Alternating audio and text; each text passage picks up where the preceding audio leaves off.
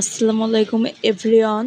আজকে আপনাদের সাথে শেয়ার করব তেল ছাড়া একটি স্যুপ রেসিপি, যা আপনার ডায়েটে রাখতে পারেন। একটি প্যানে পানি দিয়ে তার ভিতর কলমি শাক ও লেটুস দিয়ে তার ভিতরে শুকনো মরিচ গুঁড়া, সামান্য লবণ ও ম্যাগি মশলা দিয়ে সুন্দরভাবে মিশিয়ে দিব।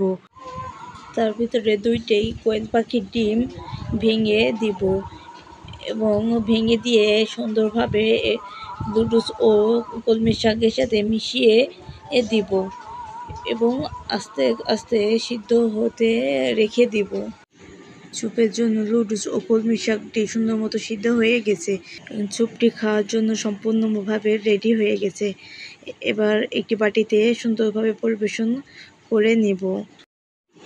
ইনশাল্লাহ সবাই কমেন্ট করে জানাবেন আমার রেসিপিটি কেমন লেগেছে আপনাদের কাছে। সবাই ভালো থাকবেন। আল্লাহ হাফেজ।